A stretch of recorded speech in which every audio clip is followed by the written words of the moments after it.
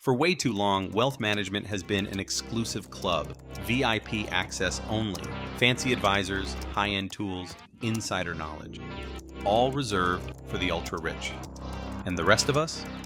We've been left to figure it out, navigating confusing jargon, sneaky fees, and platforms that feel more like a maze than a solution. But not anymore. Say hello to Celerey, the wealth planning platform. Setting goals, growing your money, planning for big things. Celerey gives you the tools, expert insights, and smart strategies to make it happen without the headaches. From AI-driven asset allocation, expert advice, and guidance. With Celerey, you're not just managing money, you're owning your financial future. Celerey, unlocking wealth planning for everyone, anytime, anywhere. And we have clients in about 20 countries globally. We manage just shy of about $210 million. So that's my brief introduction. I am joined by a guy who I have profound respect for. His investment management company manages a lot more money than mine. He's just an all-around great guy. I'm going to give you the formal introduction and then an informal one. But Francis Gill is the CEO of Humboldt Financial. It's a Financial Times top 100 advisory company, and he is also an independent financial advisor based in central London. With over 2 decades of experience, he specializes in helping clients navigate the complexity of wealth management, ensuring their money works harder for them. His expertise spans investments and savings and pensions, retirement, income strategies, pension transfers, inheritance planning, and insurance protection. Francis works with a diverse client base, including legal professionals, banking executives, and entrepreneurs. Whether advising on investment opportunities or assisting with retirement planning, he provides clear, strategic guidance tailored to each client's financial goals. At Humboldt Financial, Francis and his team focus on delivering tax-efficient solutions, helping clients secure their financial future. He offers advice on pension contributions, annuities versus drawdown strategies, pension transfers, and inheritance tax planning, ensuring individuals make informed decisions that maximize their wealth. Beyond finance, Francis enjoys exploring London's parks with his puppy, Lucy. That's a very interesting name for a puppy. Traveling to new destinations and indulging his passion for reading. He also has a very quirky talent for drawing and even writing upside down. And I've witnessed him write upside down. Trust me, it's so bizarre, but it's so cool at the same time. So Francis was very instrumental in my journey, even into wealth management. Having started my career in investment banking and corporate banking. So I want to get straight into it. I've made it no secret, Francis, how you had a hand in changing my personal financial journey. But let's flip the script and start with your personal financial story. What made you get better with money, and why did you decide to help others? Just before I do, if I can, just thank you as well. And again, with these type of things, it's always a whole team effort. So for all of the team at Celerey who are taking the time to do it, thanks for doing it. Thanks for hosting and giving us an opportunity to have a chat. I think probably the way I sort of view myself from childhood and early life is I'm the luckiest person I know. So that's my general outlook on everything. So I won't meet footballers. Like, I don't want to, if you've won the lottery, I won't meet you. I basically, one of my tombstone, the luckiest person I've ever met is me. So I feel with every single day, every single client meeting that I have, I'm just really lucky that I get to do what I do, get to meet people doing what they're doing. And I've just had luck basically at every turn that I've ever had. So it probably feeds into a lot of the ways of which I work, how I communicate with clients, and basically the way I run money and the things that I do. At the start, I'm from Kensington in Liverpool, which if you're from the UK and you know Liverpool, you'll know Kensington in the 80s and 90s is not probably the nicest place you'd ever want to go. You're probably not taking your family on holiday. No, I haven't. No. Right. Yeah, it's pretty rough. So I'm from Kensington. I've had great family though, great parish. Like my school wins awards even now, 20 odd years later. So I was really lucky to have those three pillars that I came up with. And when you're in a place like that, I don't know if it's the same the world over. I imagine it probably is, but you always have what you need, but probably not always what you want. So, you might be in school or you might be in church and you got some nice stuff, or you got some things, but there's always a kid who has really top level stuff all the time.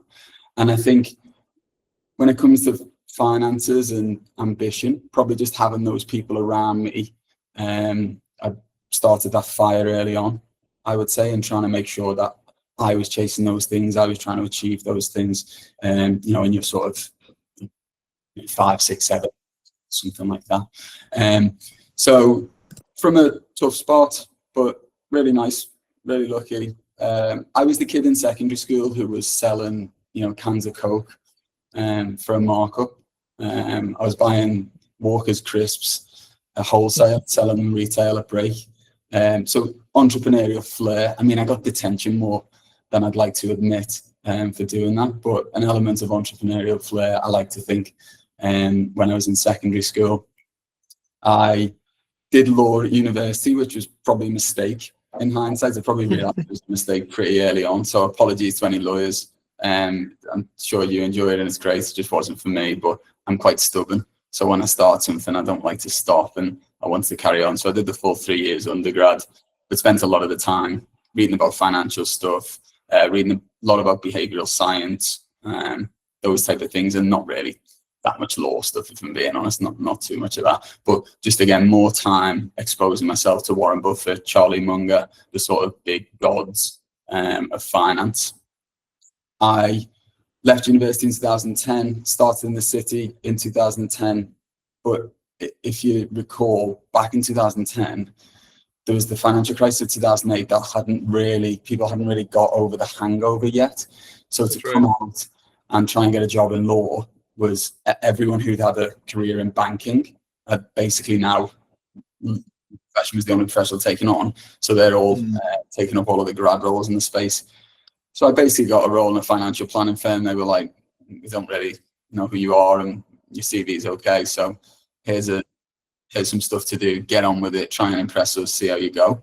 And then just luckily found that I could talk to people. I'm okay on spreadsheets. A lot of financial planning, though, I think Jude, you probably attest, there's elements of numbers, sure. It is emotions, a lot of it's how you feel about things, a lot of it's habit-based, and I'm quite good at those things. So found myself in finance, been in it since 2010, love every single day of it.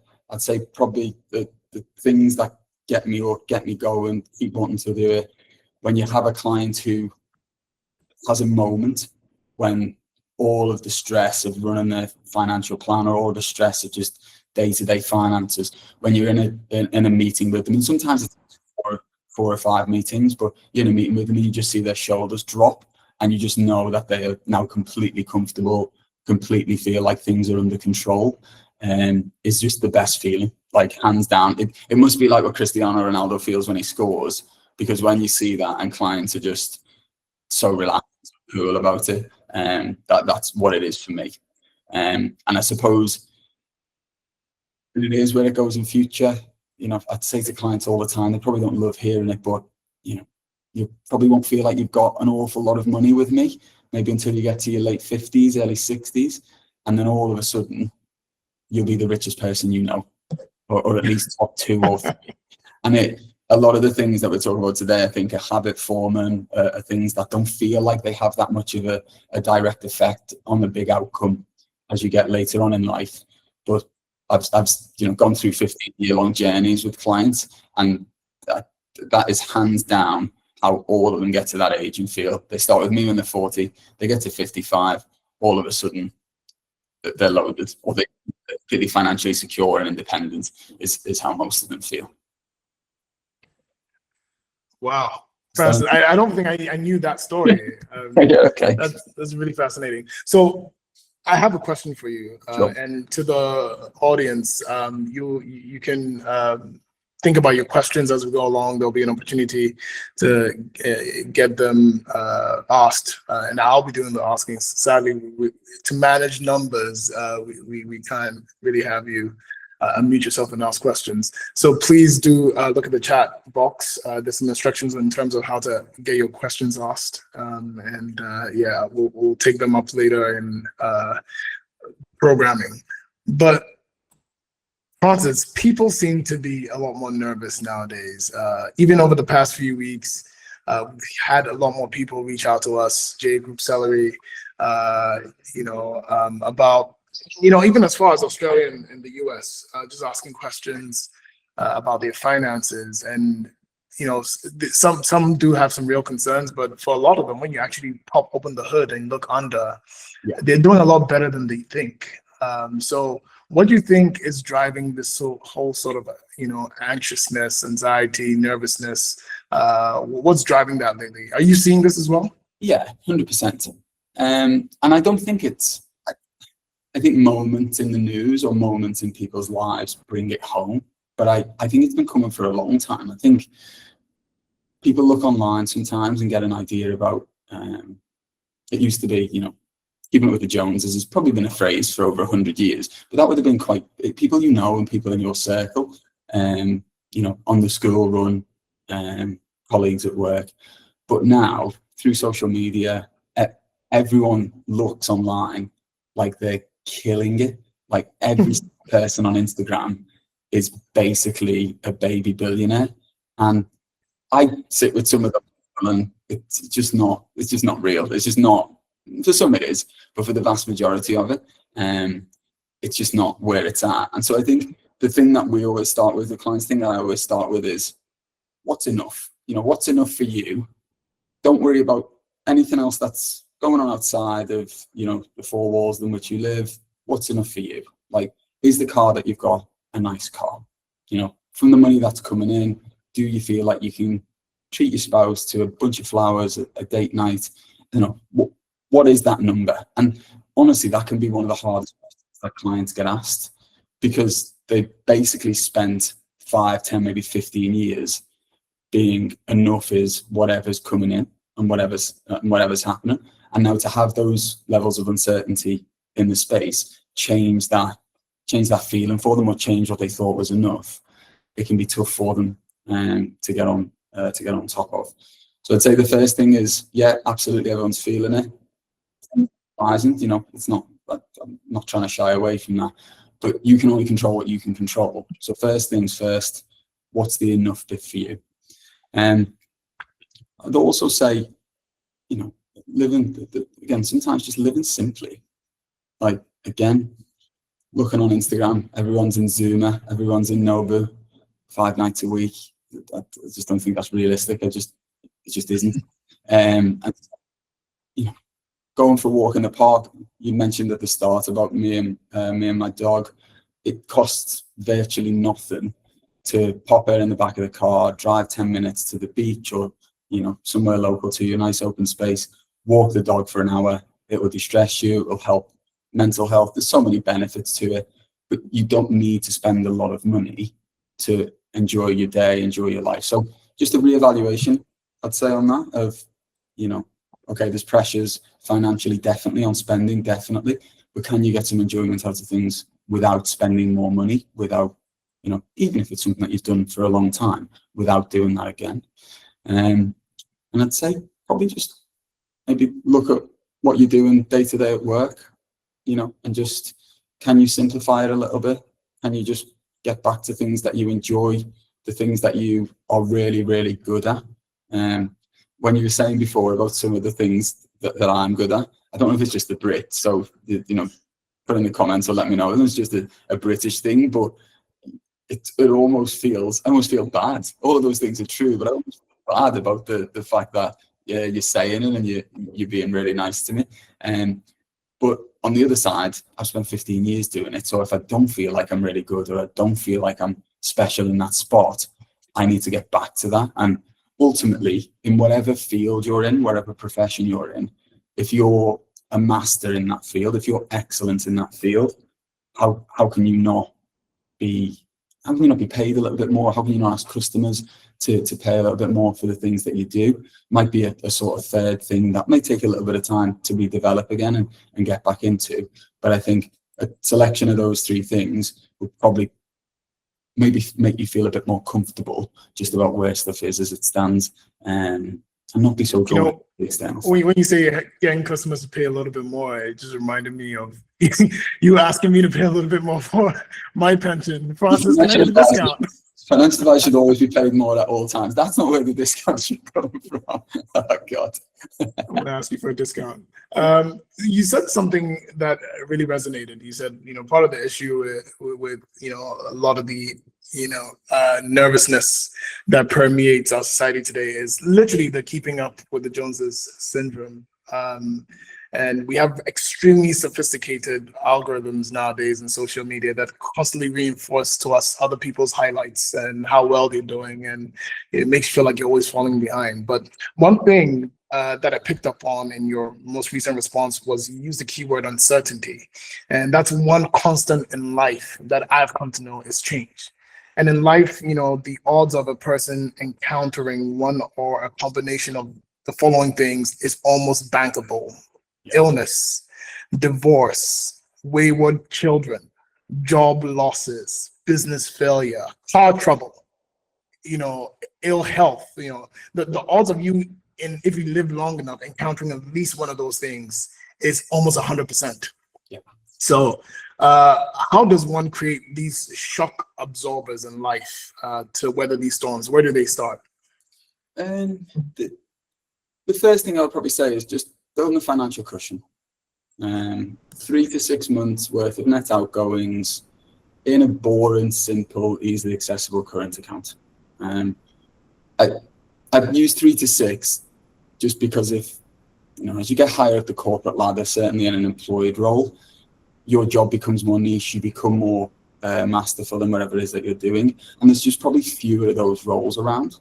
So a lot of clients we're experiencing at the moment, certainly in sort of 50s, 50, 55, somewhere along those lines, is they were planning to retire at 65, but things tighten up, things become difficult, and they realize they're really specialized, but they're also, in a company's eyes, quite expensive. So they're struggling to be able to pivot into something very quickly. And so as you get up the corporate ladder, or if you've got a lot of outgoings, you just need to maybe stretch that out a little bit, maybe look at more like 6 months unless it's 3. But just having some cash around for when those emergencies come, priority one. I'd also say, touch on the Joneses a little bit, try not to look at those outcomes of spending or enjoying life and just build your own. Have a think about what your own are, your needs, your own absolutes of what you need to spend money on if things did go wrong, if things did happen to you. So again, just try and make it personal and less about what everyone else is saying. Maybe something that Buffett says a lot around keeping the circle tight. So Buffett will talk about 5 people in his life that he spends most of his time with, and he always wants those people to be smarter than him, more caring than him, basically better human beings, and all of the things that he considers are important, because he feels gravitate to the center of it. So he won't be the most caring, he won't be the smartest. Depending on who the other 4 is, I'd probably say he's up there with the richest. But he's selected who those people are, and he keeps it small, he keeps it tight, but he knows they're good for him, if I can say it like that. He knows there's not 300 of them that he's going to spend 10 minutes with having a coffee every 2 weeks. It's tight. He sees them a lot, and they're usually what he would say are better people. And again, I suppose just the last one, again, internalizing it a little on looking after yourself. So maybe not just financially, but going out for a big walk, trying to get some good rest. Do we need that extra cookie after dinner, and what all of the problems come from there? And it might sound silly in the moment, But I said at the start, just small marginal gains all the time just creates such a huge outcome. I'll probably touch on, compound interest and the amazing effects that it has, but just little things I would say would be the last point. Less maybe about financial planning, maybe just more about life planning, as that little sweetener, I suppose. Yeah, the point you just made really touches on something that I've noticed based on my interactions with people generally, but more, importantly, my wealth management client base is the separation in terms of those who thrive financially and those who don't. It typically comes down to one core thing, which is mindset. And the point that you just made latterly around effectively psychology and the way people view what's important, it leads me to my next question. What are some of the mindsets you think, or what are some of the habits that distinguish financial thriving or financial success from between people? Yeah, I think like what most really successful people that we work with, financially successful people that is it's about a system that works, not what their paycheck is. So they're not looking at it going, I need to be paid an extra 5%. They're basically earning a strong amount or earning an amount of money, and then it's just that money goes to school fees, that money goes to the pension, that money goes to the life cover, and then they don't need to think about that again. And once they've made that decision on, I need X amount of life cover and it costs Y, and they lock that in, they don't spend 10 minutes talking to me about it anymore, because we've done that work and it's done. So they know their peace of mind and their family's future in a scenario like that is covered off. Taking away that, so that system's built, you don't have to keep rebuilding it. It's the same with business owners. If you've got a system that works, it's a hard lift. Bezos talks about the flywheel at Amazon, and he says, look, it's really hard to get the flywheel going, but once it's going, you stand back and the thing does a lot of the work in itself. And that's it. It's system over paycheck, I suppose, or over income, or invoice, something like that. So that would definitely be the first one. I think just the time that they've got. They typically don't have a lot, and so a classic question I ask all lawyers under 40 is, have you done a last will and testament? And they do an eye roll and start laughing immediately after it. And I fully understand it. They fully understand it. They deal with people's legal problems all day long. Do they really want to go home on a Friday night after a tough week in the office, dust off the last will and testament, or dust off an expression of wishes form? Absolutely not. They're just not going to do that. So again, they outsource that to me, or they outsource that to someone that we work with. We'll do those things for them. We'll put it on a plate for them, make it nice and easy, and the system just works. So Francis, do you have a last will and testament? I do have a last will and testament, but I don't do last will and testament. Ask me, is my bank account giving me the best possible yield that it could? And I wouldn't be able to honestly answer that one. It's so funny. The reason I ask is I remember when you helped me buy our first property, and you asked me, do I have a last will and testament? I was like, why? And because culturally we come from a background where and funny enough, I don't think it's even cultural, because in the UK it's very similar. When young people don't like to think about things like life insurance or their last will and testaments, and having put one in place, I can definitely I definitely see the wisdom at the time, or I saw the wisdom at the time once you told me to put one in place, especially when you start building family and when you start putting in place certain systems and structures, and yet you start building a meaningful asset pool. A last will and testament is your way of, God forbid, touch wood, if anything was to happen to you, the government doesn't have a say in terms of how your assets are split. You have a say, right? Yeah, it's just trying to talk to a 27-year-old about the end of days. they're not conversations they want to have or have very often. So they're really difficult. But you're like, you're right. Once the family comes along, it tends to be much, much easier. But for us, my view on doing a will is it's a selfless act. Like if you don't have it, it's someone else's problem. Like you could have solved it for them and you're the best person to solve it. And you'll always only be the best person to solve it because you know how you want things to go.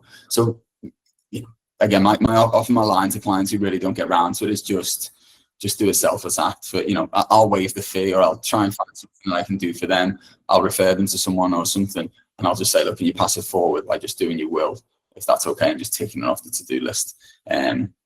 But yeah, it's a bit of that shoulder drop as well that I mentioned a moment ago, that when clients, clients do just get round to it or do feel like they should get round to it and then end up doing it. But I think the last thing on your question, I suppose it would probably just be that, clients who do really, really well, they feel like they're building all the time. It's that builder mindset where it's never done, it's never over, and they get large enjoyment, I think, out of adding more strings to the bow, adding more things on the plan, working new things. And there's loads of things that governments are changing, that their lifestyles, as you mentioned, things are hitting them in life that's causing things to change. But they're open to that. And there's an element of we want to do that. And I feel good about doing that. And then ultimately, if you feel good about doing something or you want to do something, you're more likely to be keen for it and you're more likely to get a good outcome. Absolutely. So let's assume everybody here is very keen and wants a good outcome and wants to move ahead. Okay. Let's move away from the mindsets and attitudes. Let's assume the attitudes are there now. How do you balance saving, investing, and living well in a kind of an expensive world now? What's the 101 in getting started? Are there some formulas that you recommend? Yeah, so I always say 50, 30, 20, sorry. We've got our essentials of 50%. You've got your saving investment stuff, 20 to 30, and then lifestyle 10 to 20. I think can you repeat that for those in the back? Oh yeah, sorry, no worries. So 50% of it, of your income will be on essentials. 30% of it will be on savings and investments. And then 20% of it will be on lifestyle and fun money, I call it. The point of it is, I think most people growing up, if you don't have someone who's really financially astute, which most people don't, they tend to see from parents, the money comes in, we spend first, and then we save second. Yeah, that needs to change as early on as it possibly can. Again, if you see savings as an expense, you're going to pay your rent or you're going to pay your mortgage, you're going to pay your car cost, you're going to pay petrol, whatever it is, that's just an expense that you've got to pay. You should also think of your pension being an expense that you have to pay, your savings being an expense that you have to pay. And then when all that's done, you're 20% to the end, go nuts. I have meetings with clients all the time and they're saying, oh, this holiday and this thing. And I'm like, yeah, but you're doing all of the things that we need to do to make sure the system's in place and the system's built. Go and don't feel guilty about it. Go and enjoy yourself. That's what you put your shift in for the 5 days you're in work last week. Go and enjoy yourself. And again, that starting point of where am I? Just having a look at the finances. Is the 50% really 50%, or is it more like 60? Is the spend really at 20? Is it more like 35? If you can just get a view on that to begin with, things start to become much easier after that. So that's the first one on the 101. The second, I'd say, is splitting it down in timelines. Again, a lot of our client meetings, a lot of the plans we build, we have some short-term things that need doing. You need to get your cash right. You need to get your spending right. You need to get your will done. Even if you are 27 and you're Superman, you need to get that will done. And you need to make sure you're insured so that if anything happens to you, the family are good. Then in the medium term, it's school fees, it's buying a bigger house, it's paying a big tax bill. And longer term, it's having enough money to feel financially independent, to be able to draw down and not feel like you have to go back to work. If you're in your 60s, 70s, and you've done a lot of hard work, not feeling like you're having to go back because we haven't done enough on the financial planning side to get you over the line. That'd be my number two. Yeah. Sorry, I didn't realize. Please, I hate to interrupt. No. I suppose the other thing was, I was just going back to the automation point that I mentioned before. Just if you set things up, just an easy, really easy win to take from 101 is just set it up and get it out. Just get things out and don't, you know. I used to work with a guy who for 2.5 years that I worked with him had the same navy suit, light blue shirt, black socks, and black Oxford shoes. And one of the trainees at the time, one of the juniors, was like, "Why do you wear the same clothes every day?" And he was like, "Decision fatigue." And it just didn't want to have to make decisions on what he wore at the start of the day. So I mean, money's such a, you know, I agree with it. Money more so than anything. Just set it up and forget it. Set it and forget it. I actually did that. So if anybody noticed, I'm always in the same color every single day. The decision for you want to use your brain cells for something, unless you had someone like Christy Brown blessing you. I know Aisha is on the call. And in fact, I think Aisha asked the question. So can you go over that breakdown again? So it's 50% on essentials, 30% on savings and investments. Is that what it is? And 20% go nuts. That should go nuts. Go spend your stuff. Yeah, spend. Go babies. Go spend it. Don't feel guilty. Excellent. Don't feel guilty money. Excellent. I have a bit of a left field question for you, Francis. And then I'm going to go to some of we have tons of questions coming in from the audience, so I'm going to synthesize them while you answer this question. But I'm looking at our demographics of people who signed up for this call, and I'll say 50% are from the UK, another maybe 20% from Ghana, Nigeria, some in Canada, Portugal, Netherlands, etc. But I would imagine that a good chunk of them are from ethnic minority backgrounds, right?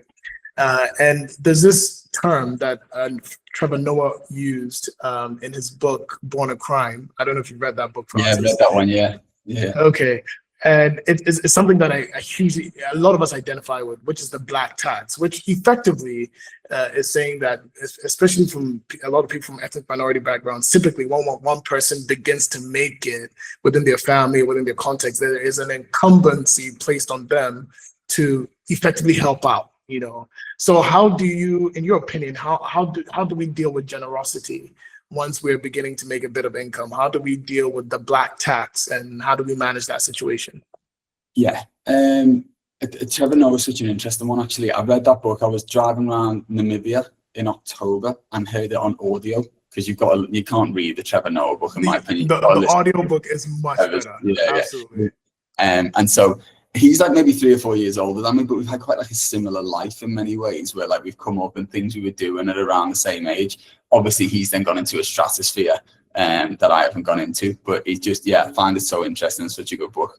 I think again, just starting with yourself, like what's core important things to you? You know, like I'm Christian, we've got our 10 commandments. Those things I think are good rules.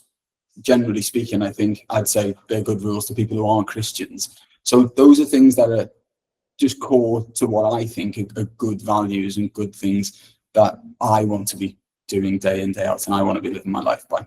So that's the first thing I say, just look internally at what's important to you.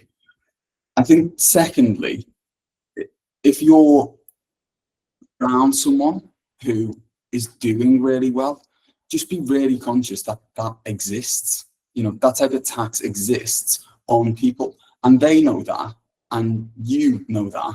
So really try and be conscious to not feel like you're leaning on them too much, is maybe how I can put it. And again, I think most people who are doing well, if people turn around to them and go, look, can you help explain this to me, or can you put me in touch with someone to be able to do that, they'd be more than happy to share ideas and to share insights. But don't do more than that. You know, really be conscious of their feelings and who they are as people, and try not to lean on them unfairly, even though you think it might not be much to them, or, you know, all of the things that you might think is part of it. So I think how you feel about yourself, and if you're doing well, how you feel, about someone else is important.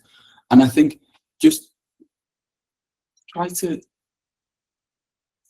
if you can try and make it sustainable, you know, if you can try and give back and you can try and do things, really plan out what that is and what that may look like.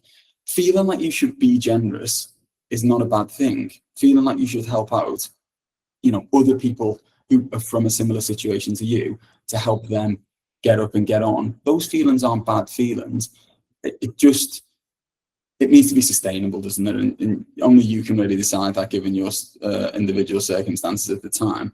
But be conscious of other people, be generous where you can, but don't feel like you can't solve everyone's problem all the time. You can guide them, give them some insights, give them a book. I mean, a book on Amazon is £10, isn't it? And the amount of nuggets that you get from a good book, Trevor Noah aside, although there's some great ones in there as well. Those are some things that you can do that make it sustainable and hopefully get people out of that situation, rather than just that perpetual generosity, but in the wrong way, if I could put it like that. If that answers your question.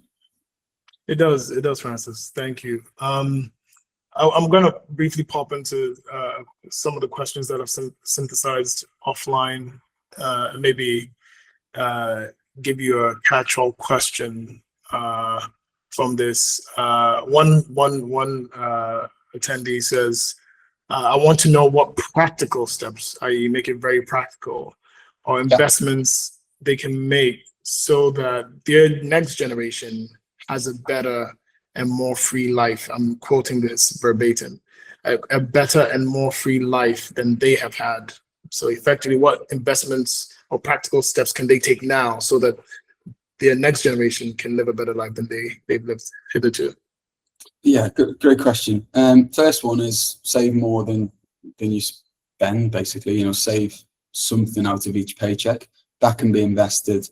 If you don't need that money and you don't think you'll need that access further on in life, you can save that money up. A big thing in the UK is when children get to age 18 or 21, parents looking to help them on a property ladder with a deposit, or help with university fees, and help to take some of that financial burden. So practical step will be to start to save in a pot that's designed just for those people.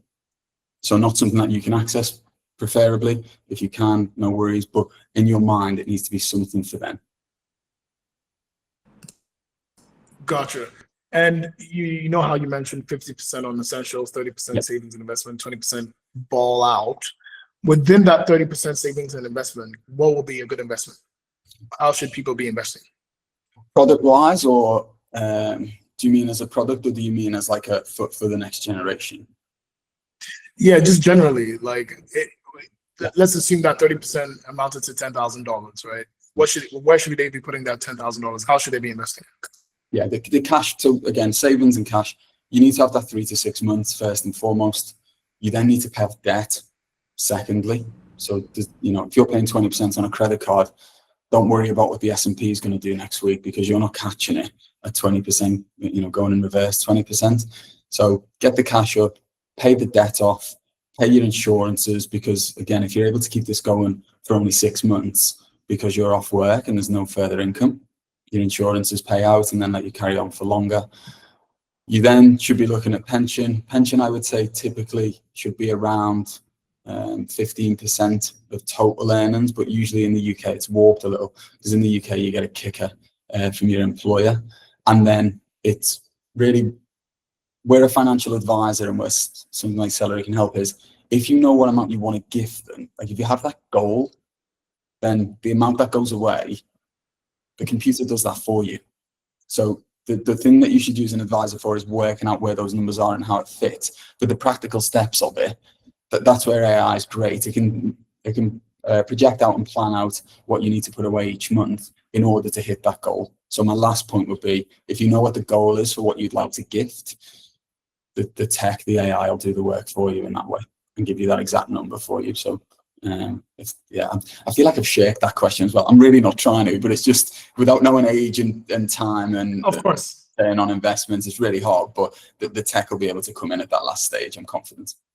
And I'm glad you mentioned tech, because there's so much tech now, right? There are investment apps, more investment apps than we can count. There are budgeting tools. There's even AI, and how do people make use of them without getting lost? And do you think human advice is still necessary when technology seems to know everything? Yeah, 100% still necessary. I often say, when clients ask, I'll often say, the question you're really asking me is, what do I do with this pound coin that I've got in a bonus, in savings, whatever it is? Where's the best place for it? The tech doesn't know that yet, and it may do in future, but it doesn't know that. So that's the first thing. The second thing about humans is it's probably, well, it is more sophisticated, it is more advanced in certain ways than what we are, but I'm calling you up. Like, I'm calling you and telling you we need to look at something. That isn't. And again, it might do that in future, but a lot of people get personal trainers, and other people who don't use them will speak to them and say, but you can just read a book on nutrition, and you can just read a book on working out. You don't need someone to do it. And people who have personal trainers know that's not why they've got them. They've got them because they need someone to make them accountable. If they don't have a friend or a spouse, they need a third person to make them accountable in order to do the things that they know they should do anyway. I can cook dinners, but I like to have a chef do it sometimes. It's that whole thing of other people or other things make us accountable or do things that we don't want to do. So in time, it may take over. In time, it may brush us aside. All industries need to consider what the effect will be. But I mean, I don't see it coming next week. I don't think only it's coming around the corner for us, but I can see where the journey could go. So you're saying, Francis, our jobs are safe, right? Is that what you're telling me? That's all. Everyone's just going to walk away and go, Francis and Jude are good. Like, not sure about me, but thanks for that, guys. For a time being, yeah. But again, it harks back to some of the stuff I said before of investing in yourself, like getting really good yourself. If you can master where AI fits in the role that you've already got, you're the go-to person in your office, you're the go-to person in the hospital. That in itself elongates your career in a huge way. So it's those things that if you can adapt and have that positive mindset of where the technology may go, things will go really well. I think the things that we're experiencing with clients and apps and technology is they've almost got 10 that they think gives them 10% marginal gains, if you see what I mean. So they think they're 100% better off because they got 10 and they each get 10%.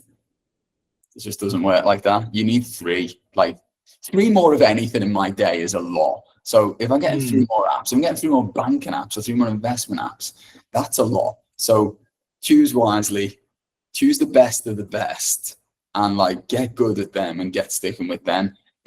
Personally, if the number's more than 3, you can count me out. That 4th one's just it's not getting any added value. So it's coming. Hopefully it gets better and better. Hopefully things become easier.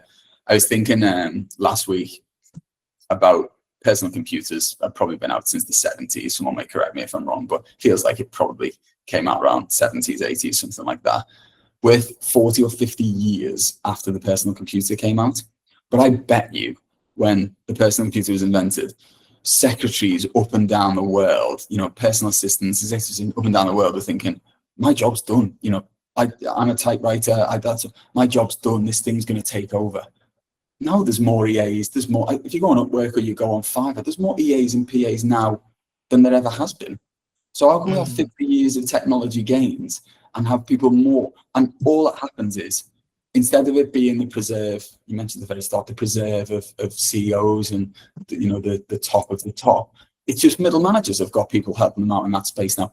Middle managers who earn okay money are using someone to help sort the dog out, sort the holiday out, wherever it may be, but they're using someone in that space in order to do those things. People just want more of life. That's what technology offers. It offers you to do more of the fun things and enjoyable things that you want to do by automating or by getting you access to someone who can do it better than you, probably faster and cheaper. So that's where technology comes in for us. And I please hope it doesn't make us all redundant in the next couple of weeks. Another question from someone in the audience. What advice do you have for someone who's built an unhealthy relationship with money, whether through overspending, not spending on the right things, being overly generous? What do they need to do to get back on track? Start small. Just start small. You don't need to turn this around next week. Like, you don't need to turn this around in the next 6 months. If you just think about where you could be in 3 years, and I know sometimes that might feel like an awful long way away, if you just slow it down, you start putting 50 quid, $50, wherever it might be, in a savings account, and you just build up tolerance and discipline, you would be so surprised where things will be over a long period of time. So if you've got an unhealthy relationship, you know, I do something with clients called the domino debt. So they'll have like 3 credit cards. They'll have like 5,000 on one, 10,000 on the other, 15,000 on the other, different interest rates. And they'll be like, well, look, I'll do £200 to this one because the interest rate's high, and I'll do 100 to that because I've got to meet minimum. And I'm just like, that's just the smallest one. It might be the lowest interest rate, but the £5,000 one, let's put all of our efforts into knocking that domino over, because the elation that you feel from knocking it down and removing that from your life is so much more powerful than what the money spread or the interest on a bigger one, all of that nonsense, not nonsense, but all of that noise does. So again, it's how you emotionally feel about it, less about the numbers really, and more about the emotions to get rid of that first one. And then second one, third one, all of a sudden, 12 months down the road, you're in a way better place from a debt spot. You're in a more confident place when it comes to money and actually understanding or trying to understand what it is and how it works. So start small, get your cash up first. Yeah, that'll help with loads of things. And then get your debt done second. See where it takes you over 3 years. You know, don't let yourself off. You can have a couple of days off, but 3 years is probably a time span I'd be looking at to get out of an unhealthy habit. And Francis, if we're going to add, because I think your last 2 responses are actually more linked than you, or more connected than you think, or that you've made obvious. So getting an advisor, and because they really are accountability partners, similar to your personal trainer, right? They will get you out of bed in the morning, your PT, and tell you need to be in the gym doing X, Y, Z. You know what you need to do, but you need somebody else to tell you, right? And it's very much the same. That discipline, oftentimes, the discipline that you, or the lack of discipline that got you into this place, is very difficult to come out of by yourself. You need someone who needs to tell you what you already know and force it out of you. And we've seen that people who have that accountability partner in a financial advisor, or even just a friend, tend to do much better in getting out of bad habits than those who don't. So yeah, really, really important. I'm conscious of time. I can see that we're really getting.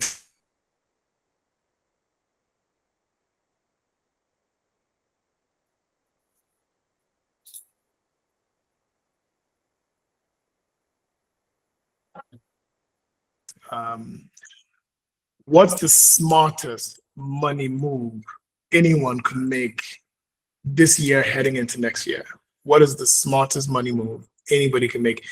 How much money they have? What's the smartest money move they can make? It's a really good question. What's the smartest thing they can do?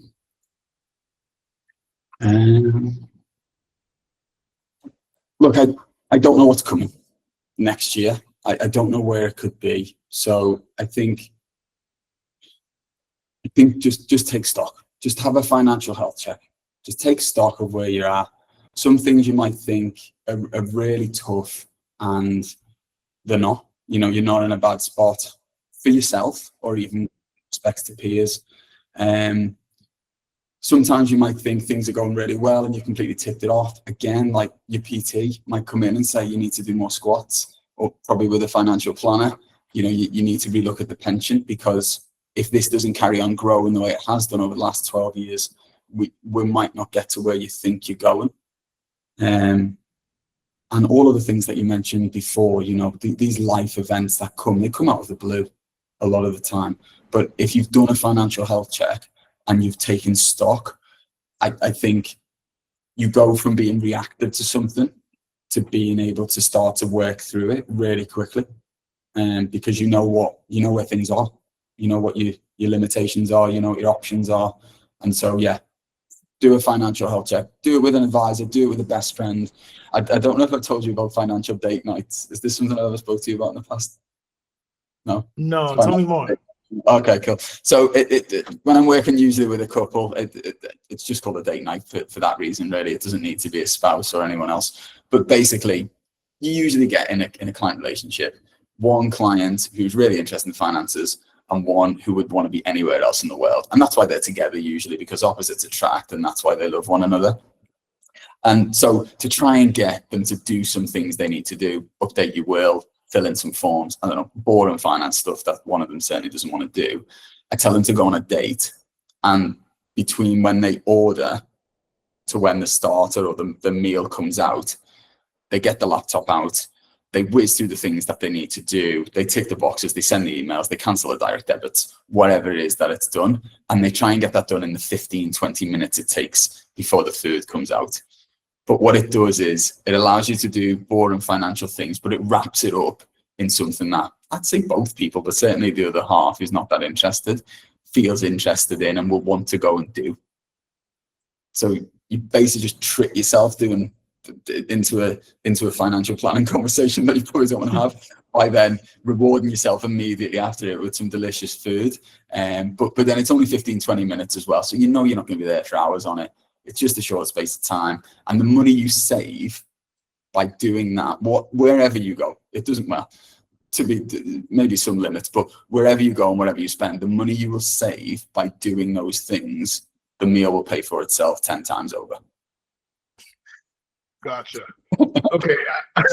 I noticed there's some questions that have gone unanswered, so I just I wonder if you could give quick responses to them. Sure. Someone's asking, can you please help me understand the difference between investing in an IUL versus in a REIT, right?